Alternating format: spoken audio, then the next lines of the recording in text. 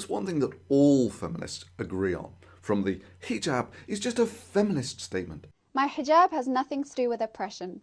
It's a feminist statement. It was probably the first thing you notice, but I'm wearing a hijab.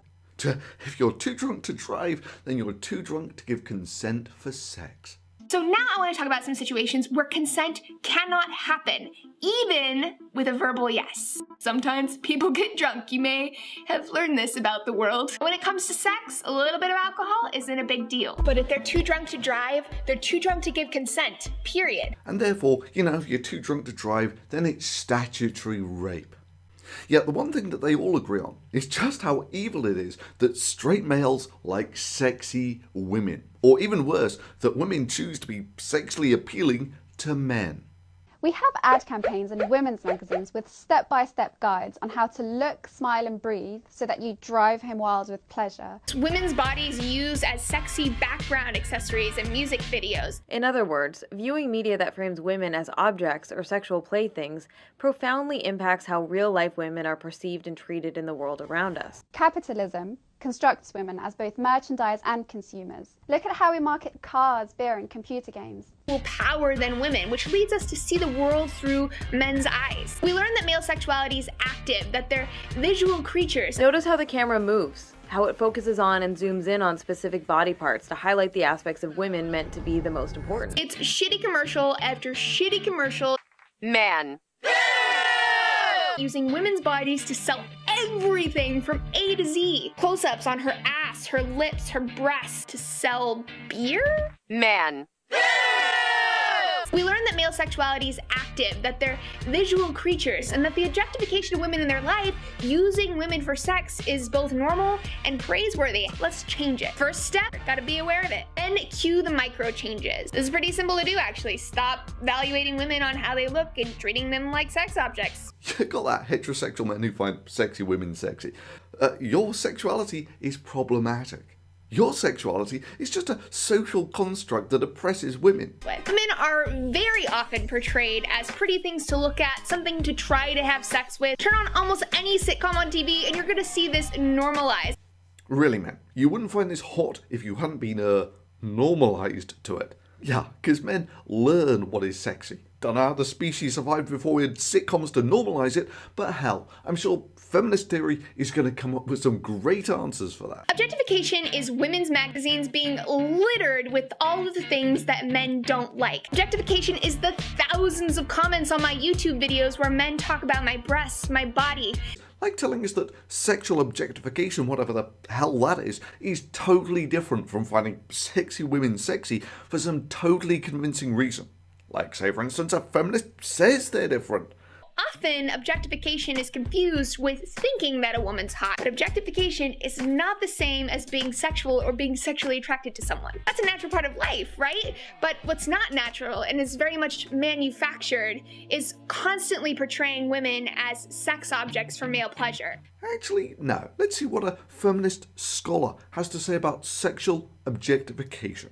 So we go into parties and we know where we are in the pretty girl pecking order, and when another woman is valued for being a sex object, it actually makes us feel bad about ourselves. Nah, they're just bitching about the sexy girls. And to be honest, I can sort of understand that. Online, you're competing against the rest of the world, and there is just no way you're going to compete in that arena.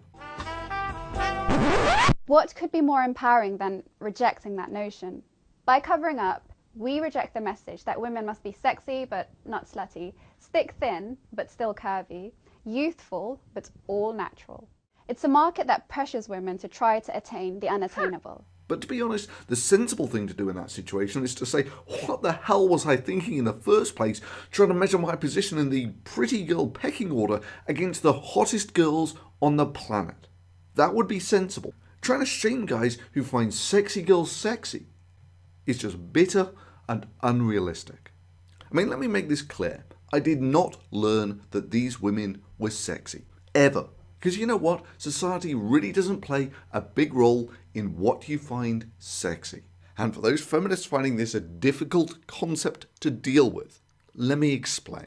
If you don't think that you can educate the gay away, if you don't think that gay is just being a choice, if you don't think that you can educate a homosexual man out of what they find sexy, then what in the name of the great celestial feminist vagina makes you think that you can do it for a heterosexual man?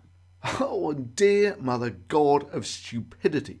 Please, Lacey, seeing as you're so keen to stop heterosexual men from finding sexy women sexy, tell us how well that worked out when the religious tried a similar thing with homosexuals. The APA found that patients were leaving conversion therapy with some glorious side effects. Increased rates of depression, suicidal thoughts and attempts, hyper-awareness of obedience to gender norms, social isolation, poor self-esteem. It's so weird. It's almost like telling people to hate themselves could actually hurt them. When you see companies and media doing this, let them know it's not okay, support people who are speaking out, and become a giant cyclone of change that is unstoppable. Parents have even reached out to me saying that they used my videos to spark discussions with their kids about representations of women in the media. Yeah, feminist theory. Homosexuality, that's not a choice. You were born that way, and it's nothing to be ashamed of.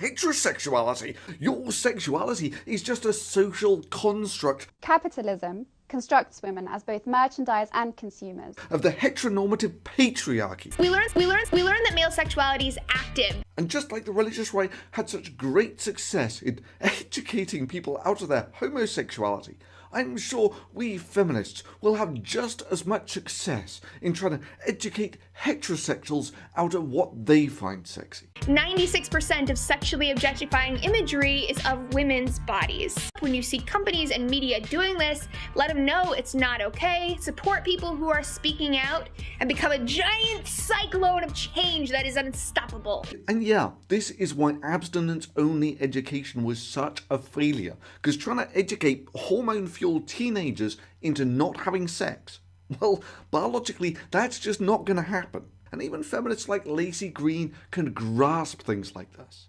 There is a little teeny tiny problem with abstinence-only education. Little teeny tiny issue of being entirely removed from reality. Because you're trying to educate people out of their biology. Fun fact, your grandparents, when they were teenagers, they were doing it. Your great-great-grandparents, doing it. Your great-great-great-great, okay, you get the point. But she still has no problem in wanting heterosexual men to stop finding hot women sexy. This is pretty simple to do, actually. Stop evaluating women on how they look. Because, you know, who needs consistency when you've got feminism? And I've got to admit, I do have this sort of certain sense of dread in feminists' ability to understand this sort of thing, because let's be real, we're talking about the sorts of folks here who think that biological sex is just a social construct. So, this video is directed towards people who are already kind of understanding that gender is a social construct, but maybe aren't sold or haven't thought about the idea that biological sex is also a social construct. Yeah, feminists, let me tell you the truth that you're never going to hear on your gender studies course. Feminism is to straight men what fundamentalist Christians are to gays, or to what abstinence-only programs are to horny teenagers. Well, there's a loophole in the scripture that works really well, so I can get him off without going to hell. It's my Hail Mary, full of grace. In Jesus' name we go to fifth base. We can't procreate if we anally copulate, and God's okay with sodomy, but only if you're straight. Yeah, and that's why there are so few gay fundamentalist Christians, or at least ones who aren't massively repressed about their sexuality, and so few straight male feminists, or at least the ones who don't think that white knighting's a great way to meet women. Is it literal white knights? Do they actually exist? Guys that genuinely are in the feminist community to try to, get with girls. And it's been people that I have seen make videos about rape and MRAs and sexual harassment have been the ones to sexually harass me. But what are you doing hanging around? Well, we're here to pick up chicks. Excuse me? We figure abortion clinics are a good place to meet loose women. Why else would they be here unless they like to fuck? Right. Yeah, I'm straight and I find this sexy. And that's not a choice. That's not something that I learned in What to Find Sexy class.